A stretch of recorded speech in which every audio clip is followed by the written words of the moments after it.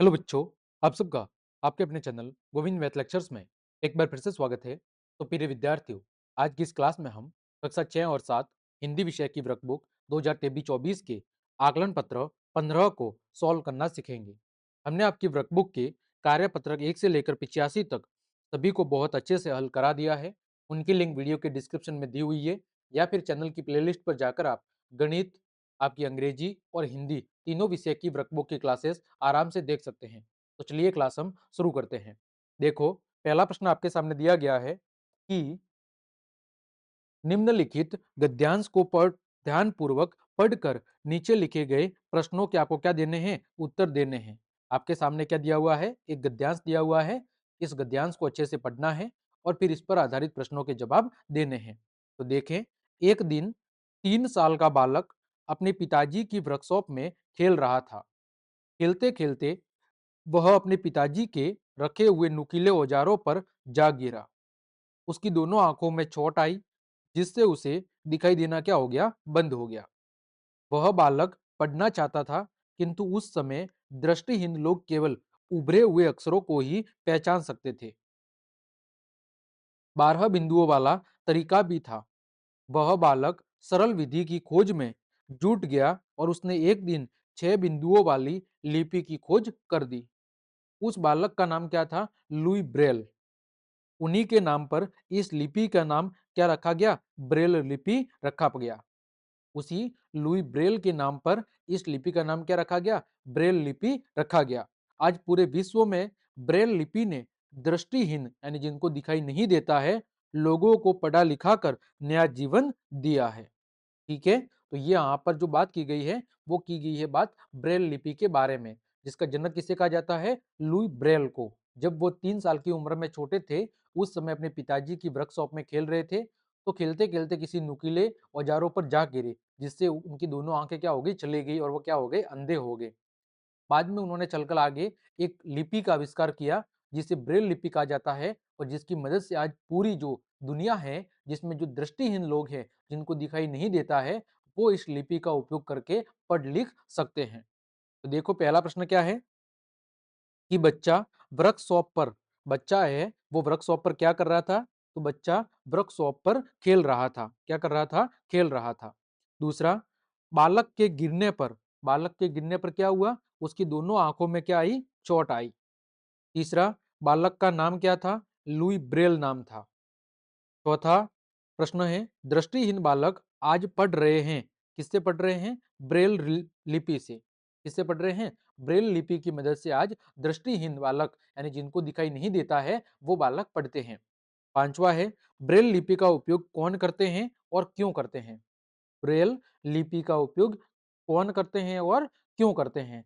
तो हम लिखेंगे कि ब्रेल लिपि का उपयोग ब्रेल लिपि का उपयोग कौन करते हैं? दृष्टिहीन लोग। कौन करते हैं? दृष्टिहीन लोग। ब्रेल लिपि का उपयोग दृष्टिहीन लोग करते हैं। अब क्यों करते हैं? कारण क्या है? तो क्योंकि इसमें स्पर्श के द्वारा क्या किया जाता है? स्पर्श के द्वारा सीखा जाता है। हम लिख सकते हैं क्योंकि इसमें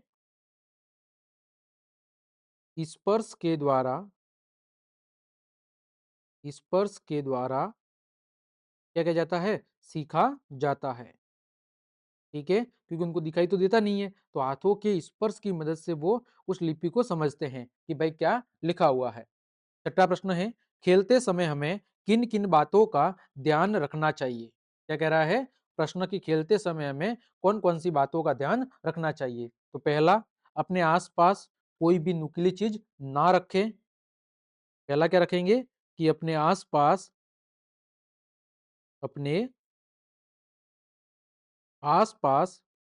खेलते समय कोई नुकीली चीजें न रखें।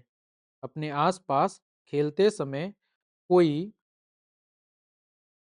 नुकीली चीजें कोई नुकीली चीजें ना रखें। पहली तो ये सावधानी रखेंगे। दूसरा क्या रखेंगे कि ध्यान पूर्वक खेलें, ताकि किसी प्रकार की चोट ना लगे। दूसरा लिख देंगे कि ध्यानपूर्वक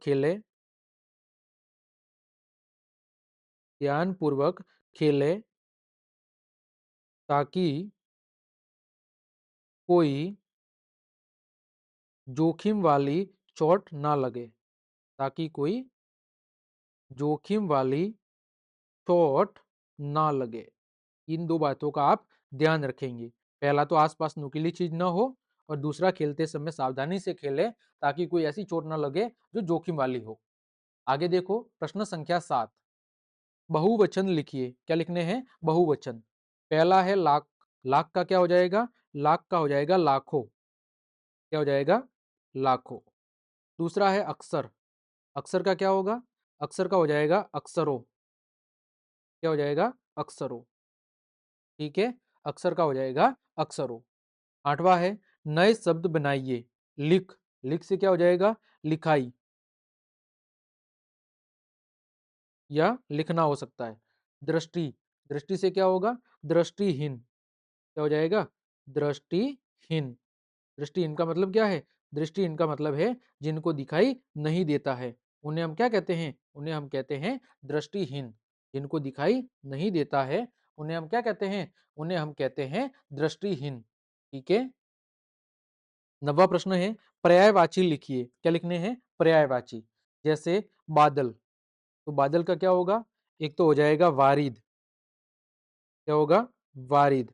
दूसरा क्या होगा? जलद। ठीक है। आगे है धरती। धरती का क्या होगा? भू। फिर भूमि। ठीक है। वसुंधरा। ये सब किसके पर्यायवाची है? आपके धरती के पर्यायवाची शब्द है। आगे बढ़े प्रश्न संख्या 10। अपनी पसंद की कोई एक कविता लिखिए। क्या लिखनी है? अपनी पसंद की कोई एक कविता लिखनी है।